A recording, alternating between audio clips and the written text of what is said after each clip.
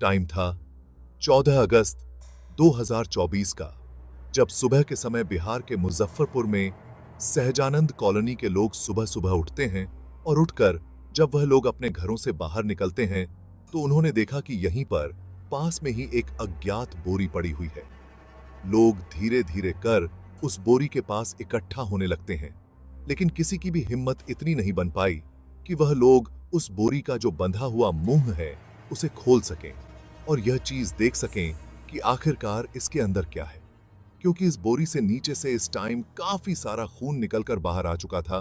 तो वह सारे ही लोग बहुत ज्यादा घबरा जाते हैं और उसके बाद उन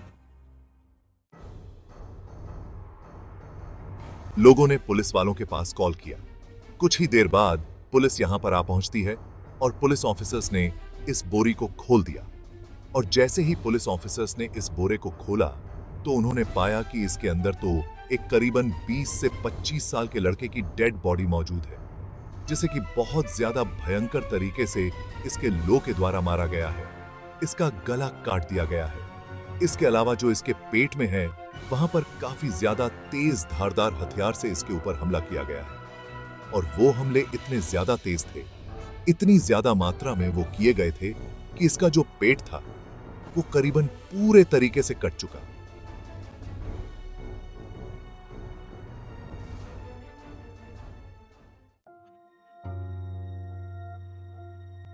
और जो अब इसके इंटरनल ऑर्गन्स थे वो काफी सारे तो ऐसे थे जो कि पेट से बाहर आ चुके थे। पुलिस वाले इस डेड बॉडी को अपनी हिरासत में ले लेते हैं और यहां आसपास पास में जितने भी और पुलिस थाने थे उन सभी को इस चीज के लिए अलर्ट कर दिया जाता है कि हो सकता है किसी की मिसिंग कंप्लेंट दर्ज करवाई गई होगी। तो उन सारे ही परिवार वालों को इस बात के लिए कंफर्म कर ले कि यह उनके परिवार का सदस्य तो नहीं है। और इसके तौर पर एक परिवार सामने भी आता है जिन्होंने कि अपने बेटे की मिसिंग कंप्लेंट एक रात पहले ही दर्ज करवाई थी। दरअसल इस घटना से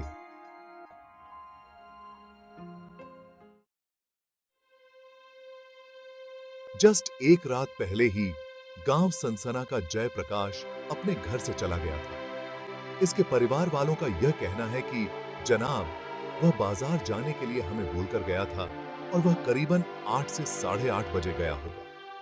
उसने यह बात कही थी कि वह आधा घंटा या पौने घंटे में वापस आ जाएगा, लेकिन वह फिर भी वापस नहीं आता है। उसके बाद वो लोग अगली काफी देर तक उसकी वेट करते हैं। उसके पास काफी सारे फोन भी करते हैं, लेकिन वह उनका कोई भी फोन नहीं उठाता और आखिर में 10 बजे के करीबन उनका फोन बंद हो जाता है और उसके बाद उन्हें नहीं पता कि वह कहां पर चला गया।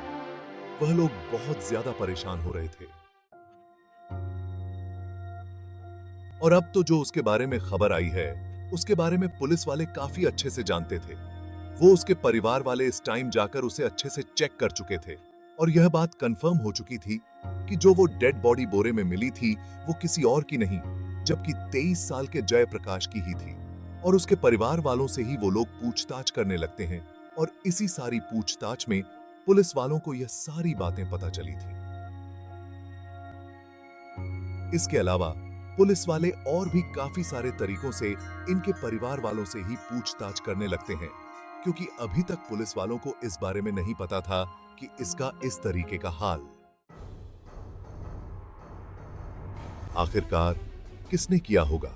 लेकिन वहां पर सारी ही अपनी पूछताछ कर लेने के बाद पुलिस वालों के हाथ कुछ भी ऐसा नहीं लगा जिससे कि वह लोग अंदाजा लगा पाएं कि इस कांड के पीछे इसके परिवार वाले, इसके कुनबे वाले या फिर इनके घर वाले ही हो सकते हैं। तो वह लोग उनसे ही पूछताछ करने लगते हैं कि क्या आप लोगों को लगता है कि आपके बेटे का इस तरीके की हालत आखिरकार किसने की होगी? क्या आपका किसी के साथ प्रॉपर्टी का विवाद चल रहा था या फिर कोई और रंजिश किसी के साथ चल रही थी? तो उनके घर वालों ने इनकार कर दिया कि ऐसा तो हमारे साथ कुछ भी नहीं था। और इसके साथ साथ पुलिस वाले जहां पर यह डेड बॉडी मिली थी वहां पर भी काफी सारी इन्वेस्टिगेशन करने लगते हैं।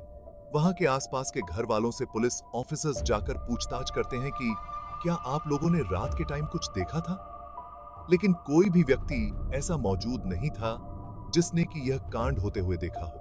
तो अब पुलिस वाले यहां पर इस गली में सीसीटीवी कैमरा को ही चेक करने लगते हैं कि हो सकता है कोई सीसीटीवी कैमरा यहाँ पर लगा हुआ हो और उसकी मदद से हम लोगों को कुछ तो पता चल पाए। और उसके बाद जब पुलिस वाले तहकीकात कर रहे थे तो उन्हें एक ऐसा सीसीटीवी कैमरा मिल भी जाता है। और जब उन लोगों ने उसके ऊपर तहकीकात करनी शुरू की तो पुलिस ऑफिसर्स ने पाया कि यहाँ पर रात काफी ज्यादा हो चुकी थी। उस टाइम कुछ एक लोग साइकिल को लेकर यहाँ पर आ रहे थे। ये कुल 3 लोग थे। इन्होंने अपनी साइकिल के पीछे एक बोरी रख रखी थी और इस जगह से गुजरते हुए इन्होंने ये बोरी यहाँ पर रखी थी। तो पुलिस वाले अब उन लोगों के बारे में छानबीन करने लगते हैं। दूसरी तरफ जयप्रकाश की कॉल डिटेल्स वो लोग निकालने लगते हैं कि हो सकता है रात को वह इस टाइम गया था, किसी से मिलने के लिए वह जा रहा हो और जिससे वह मिलने के लिए गया था उन्हीं ने उसका ऐसा काम कर दिया होगा। पुलिस वाले जब उसकी कॉल रिकॉर्ड निकालते हैं तो उन्हें पता चलता है कि यह तो लगातार पिछले काफी दिनों से ललिता नाम की एक लड़की से बातें करता आ रहा था। तो पुलिस वाले उनके घर वालों से ही जाकर पूछते हैं कि क्या आप लोग ललिता नाम की किसी लड़की को जानते हैं? तो जयप्रकाश की मां ने बताया कि हाँ जनाब, वो ललिता नाम की एक लड़की से प्यार किया करता था।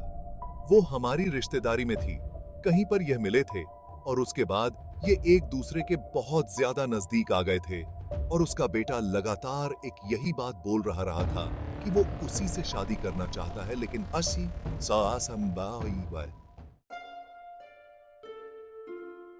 पता नहीं पिछले कुछ एक दिनों पहले इनके बीच क्या बात हुई। उस लड़की का मेरे पास फोन आया था और उसने यह बात कही थी कि वह अब जयप्रकाश से शादी नहीं करने वाली है और जितना हो सके वह उससे दूर रहे। हमने अपने बेटे को बहुत ज्यादा समझाया, लेकिन इस बात के लिए जयप्रकाश तैयार नहीं होता है। इस टाइम वह गोवा में इलेक्ट्रिशियन के तौर पर काम किया करता था, लेकिन पता नहीं क्या कारण था कि वह अचानक से घर पर आता है और उसके बाद श्याम को यह बात कहता है कि वह अपने किसी दोस्त से मिलने के लिए जा रहा है। अच्छे से तो उसने कुछ भी नहीं बताया था कि वह कहां पर जा रहा है। बस वो चुपचाप यहीं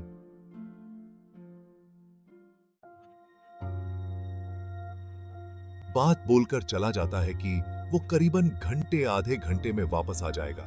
और पुलिस वाले जहां जहां पर इस केस से रिलेटेड क्लू मिल सकते थे, उन सारी ही चीजों को जब इकट्ठा कर इस केस के बारे में जानने की कोशिश करती है तो यह बात पता चलती है कि इस कांड के पीछे कोई और नहीं जबकि ललिता ही है, क्योंकि आखिरी टाइम में उससे बात करने वाली भी वही थी और जिससे जयप्रकाश मिलने के लिए गया था वह भी कोई और नहीं जबकि ललिता ही थी।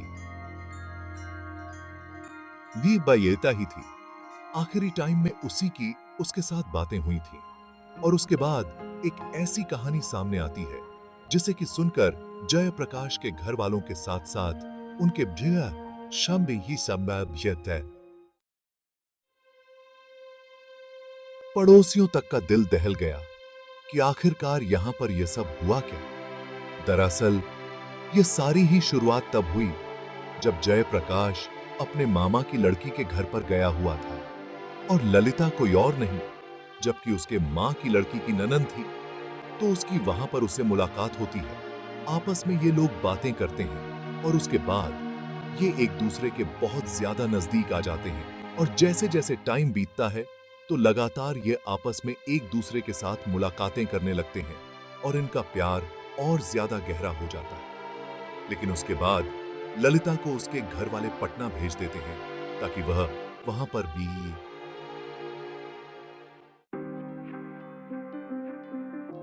बीपीएससी की तैयारी कर पाए। जयप्रकाश ने ज्यादा पढ़ाई वगैरह नहीं की थी, जिसके चलते उसने इलेक्ट्रिक सेन का कोर्स कर रखा था और इसी कोर्स के चलते वह गोवा जाकर नौकरी करने लगता है। वो वहां पर काफी अच्छे से अपना टाइम गुजार रहा था। दूसरी तरफ ललिता को अगर देखा जाए तो वह पटना में बड़े ही मजे से अपनी पढ़ाई कर रही थी और बीच बीच में जब दोनों ये वापस अपने घर पर आया करते थे तो यह मुलाकात भी किया करते थे। काफी अच्छा एक दूसरे के साथ यह टाइम बिताया करते थे और उसके बाद इन दोनों ने ही अपने घर वालों को बता दिया कि कुछ इस तरीके से ये लोग आपस में प्यार करते हैं। लिपिक की किस आदल पिता के घर वाले जयप्रकाश के घर पर भी आते हैं, लेकिन यहां पर आते ही उन्हें पता चलता है कि इनके पिता तो इस टाइम घर पर मौजूद नहीं है और यही बात सोचकर कि कोई बात नहीं, रिश्ते का यह काम है, हमें बड़े ही आराम से सोच समझकर फैसला लेना चाहिए, उन्हें फिर कभी आना चाहिए। यह बात सोचकर वह वापस अपने घर पर चले जाते हैं और इसी तरीके से इनका जो यह रिश्ते वाला सिलसिला था यूं ही चलता रहता है। लेकिन अभी तक इस बात का पक्का नहीं हुआ था कि ये लोग आपस में शादी करने वाले हैं और इसी बीच ये दोनों आपस में वीडियो कॉल भी करते रहा करते थे। जयप्रकाश गोवा में रहता, ललिता पटना में इस टाइम थी। तो आपस में ये लोग वीडियो कॉल पर बातें करते रहा करते थे और उसके बाद एक टाइम ऐसा भी आया जब जयप्रकाश ने ये चीज देखी कि ललिता जहां पर पटना में पढ़ती है, यहाँ पर इसके रूम में इसके अलावा एक लड़का भी मौजूद है। तो जयप्रकाश ने उससे पूछना शुरू किया कि वो कौन है, ये यहाँ पर क्या कर रहा है। अब रात का टाइम हो चुका है और इन्हीं सारी चीजों को लेकर इन दोनों के बीच अनबन बन जाती है। आपस में इनकी छोटी मोटी खटपट हो गई होगी और उसके बाद ललिता ने यह बात कही कि अगर तुम्हें मेरे ऊपर इतना विश्वास है ही नहीं तो हमें इस रिश्ते में नहीं रहना चाहिए। से इनकी आपस में लड़ाई होने लगती है, लेकिन जैसा भी हो जयप्रकाश उसे छोड़ना नहीं चाहता था। वो सिर्फ यही चाहता था ये कहीं किसी और के साथ प्यार ना करने लग जाए। और यह बात काफी ज्यादा आगे बढ़ जाती है और उसके बाद एक समय ऐसा भी आया जब ललिता ने जयप्रकाश के घर पर फोन करके यह बात कह दी कि वह अपने बेटे को समझा दे वह उससे शादी नहीं करने वाली है। लेकिन जयप्रकाश का यह कहना था कि उसने उसके ऊपर काफी ज्यादा खर्चा किया है, वह उससे बहुत ज्यादा प्यार करता है, वो उसके बिना नहीं रह सकता और जो भी हो वह शादी तो उसी से करने वाला है। हम अपने लड़का को कहे लड़का छोड़ दो, उसको छोड़ दो। लड़का बोला, मम्मी हमसे इतना इतना खर्चा लिया है, हमको खर्चा नहीं, शादी करेगा तो दे दो। वह बोला, हम खर्चा नहीं देंगी, तुमको हत्या कर दूंगा।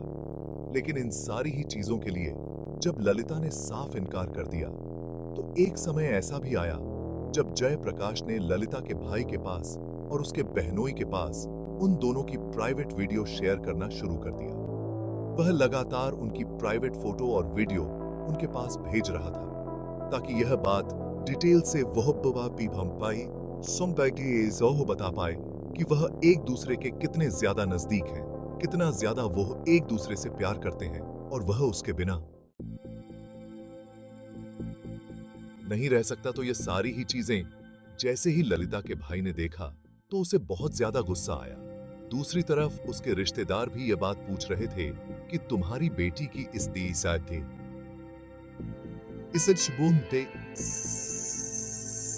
तरीके से अश्लील वीडियो हमारे पास आ रही है, इसका कारण क्या है?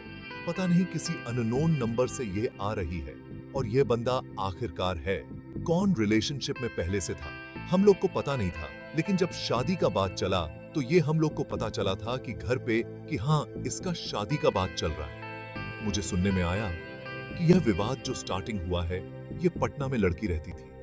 वो लड़का हमेशा मतलब कि बीच बीच में जब भी घर पे आता था उससे मिलने जाता था, उससे प्यार करती थी और उसी टाइम यह फोटो और वीडियो लिए गए थे। इस बात को लेकर ललिता के परिवार वाले बहुत ज्यादा गुस्सा थे कि आखिरकार यह लड़का अब चाहता क्या है। और यह सारी ही वीडियो थी अगर बाहर वायरल हो जाती हैं तो ललिता की बहुत ज्यादा बेइज्जती होने वाली थी। तो इसके तौर पर ललिता को उन्होंने ये बात कहनी शुरू की कि हम लोग ऐसा बिल्कुल भी नहीं चाहते कि बाहर समाज में हमारी बेइज्जती हो, तो इस लड़के को अपने पास बुला, हम लोगों को इसे आखिरकार निपटाना ही होगा। और इसके लिए ललिता भी तैयार हो जाती है। उसने जयप्रकाश के पास कॉल किया और यह बात कही कि मेरे माता पिता हम दोनों की शादी के बारे में बात करना चाहते हैं, तो क्या तुम वापस आ पाओगे इस बात को लेकर? जयप्रकाश थोड़ा शर्मिंदा भी था और उसने ललिता से यह बात कही कि मैंने तुम्हारे माता पिता के पास, तुम्हारे घर वालों के पास इस तरीके से वीडियो भेज दी। मुझे यह चीज बिल्कुल भी अच्छी नहीं लगी, लेकिन विश्वास करो मैं तुमसे बहुत ज्यादा प्यार करता हूँ, तुम्हारे बिना मैं नहीं रह सकता। 'और यही कारण है कि मैंने वो वीडियो भेजी थी। और कहीं मैं तुम्हारे घर पर आऊं और उसके बाद तुम लोग मुझे मार तो नहीं डालोगे? इस बात के लिए ललिता इनकार कर देती है कि आखिरकार तुम किस तरीके की बातें कर रहे हो। तुम्हें पता ही है कि हम लोग पिछले कितने दिनों से आपस में प्यार करते हैं। सबसे पहले तुम मेरे पास आओ, हम लोग आराम से बैठकर कुछ एक देर बातें करेंगे और उसके बाद जो कुछ भी मैं तुम्हें बताती हूं वो सारी ही बातें हम लोग जाकर घर वालों को बोल देंगे और उसके बाद वो लोग हमारी शादी के लिए तैयार हो ही जाएंगे। इस बात के लिए तैयार होकर जयप्रकाश वापस बिहार आ पहुंचता है, अपने घर पर आता है और उसके बाद शाम को उसने अपने घर वालों को यह बात कही कि वन इपो ये मैं तो भी थोड़ा बाजार की तरफ जा रहा है। कुछ एक देर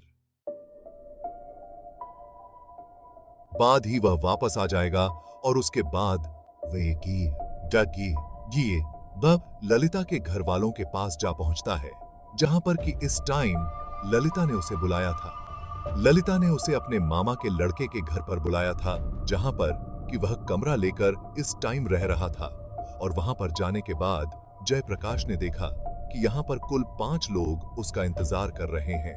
यहाँ पर ललिता खड़ी है, उसका भाई खड़ा है, उसके पिता खड़े हैं और 2 लोग और भी यहाँ पर खड़े हैं। और जैसे ही वह उनके घर के अंदर जाता है तो वहां पर जाते ही वह 5 ही लोग काफी बुरे तरीके से उसे पीटने लगते हैं। जयप्रकाश को अब समझ नहीं आ रहा था कि वह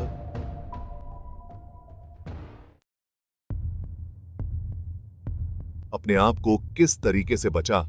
5 लोगों में से कुछ एक ने तो उसका मुंह बांध दिया ताकि वह चिल्ला ना पाए। उसका मुंह बंद कर दिया गया और उसके बाद काफी ज्यादा बेरहमी से वह उसे पीटने लगते हैं।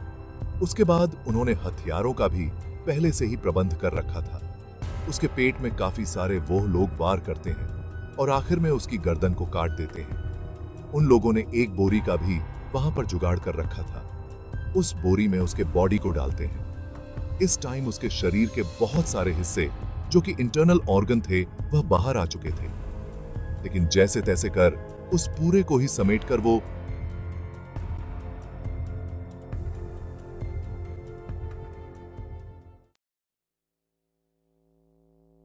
लोग बोरी में डाल देते हैं। और इस टाइम उन लोगों ने यह अंदाजा लगा रखा था कि रात का टाइम हो चुका है, कौन आकर यहां पर इसे देखने वाला है और ज्यादा हमें अंधेरा होने देना चाहिए। और जैसे ही रात का काफी ज्यादा अंधेरा छा चुका था तो वो लोग उसे साइकिल पर रखकर उस बोरी को एक वीरान जगह की तरफ लेकर जाने लगते हैं और वहां पर जाकर उस बोरी को रख देते हैं। उन लोगों के दिमाग में यही बात चल रही थी कि अब रात का टाइम है। हम लोग 5 लोगों में से 3 लोग तो उस साइकिल को पकड़े हुए थे, बाकी लोग वहां पर आसपास में नजर बनाए हुए थे और यही अंदाजा उनका था कि उन्हें कौन देखने वाला है। लेकिन उन्हें बिल्कुल भी अंदाजा नहीं था कि यहां पर एक सीसीटीवी कैमरा भी लगा हुआ है और इनकी ये सारी की सारी हरकतें जो ये साइकिल पे बोरी को रखकर लेकर जा रहे हैं वह उसमें कैद हो चुकी है। 14 तारीख को एक डेड बॉडी, अज्ञात डेड बॉडी हम लोगों को मिला था, बोरे में बंधा हुआ। उसको हम लोगों ने पहचान कराया था तो ये डेड बॉडी बराज में ही एक व्यक्ति का था और सीसीटीवी फुटेज वगैरह पे हम लोग काम किए थे। मैनुअल और टेक्निकल इन्वेस्टिगेशन भी काम चल रहा था। उसी दौरान में घर वालों ने भी आवेदन दिया था और 2 लोगों पे नामजद 2 लोगों को आरोपी बना करके और एफआईआर दर्ज कराया था। उन लोगों ने इसके बाद में आगे टीम गठन करके और काम किया है। एक रविंद्र कुमार जो कि देवरिया के रहने वाले हैं, इनको गिरफ्तार किया गया है और घटना का मुख्य वजह इसमें प्रेम प्रसंग था। प्रेम प्रसंग के दौरान में एक जो मृतक थे उनके द्वारा कुछ वीडियो वगैरह बनाया गया था, प्राइवेट वीडियो बनाया गया था और उसको वायरल किया गया था। उसी का बदला लेने के लिए इसकी हत्या की गई है और हमें इसमें काफी साइंटिफिक एविडेंस वगैरह भी मिले हैं। जिस लॉज में इसको मारा गया था, इस व्यक्ति की मर्डर हुआ था, वो लॉज भी हम लोगों ने आइडेंटिफिकेशन किया है। उसके बाद और पूछताछ के लिए अपने साथ ले जाते हैं कि कहीं कोई ना कोई ऐसा पहलू अभी भी छूट ना गया हो जो कि बाद में हम लोगों के सामने आए। तो अभी भी उन लोगों से पूछताछ चल रही है और इन लोगों के ऊपर केस चल रहा है। वैसे दोस्तों, आप लोग इस केस के बारे में क्या कहना चाहेंगे, खास तौर पर इनके प्यार के बारे में, और जो प्यार करने का इनका तरीका था उसके बारे में आप लोग क्या सोचते हैं? और जो जयप्रकाश ने अपनी गर्लफ्रेंड की प्राइवेट वीडियो उनके घर वालों के पास भेजी थी, वो कहां तक सही थी? वो इस कांड को कर चुका था, उसके बाद वो उनके घर वालों से माफी भी मांग रहा था, वो ललिता से भी माफी मांग रहा था, लेकिन आखिरकार उन्होंने उसे मार डाला। वैसे दोस्तों, आप लोग इस केस के बारे में क्या सोचते हैं? जो ललिता के घर वालों ने किया वह कहां तक सही था, और इसके अलावा वो लोग क्या कर सकते थे? क्या उन लोगों के पास कोई ऐसा रास्ता नहीं था जिससे कि वो लोग इस कत्ल को अंजाम ना देते और इन दोनों की ही जान भी बच जाती? यहां पर असल गलती किसकी है? आप लोग इस बारे में क्या सोचते हैं?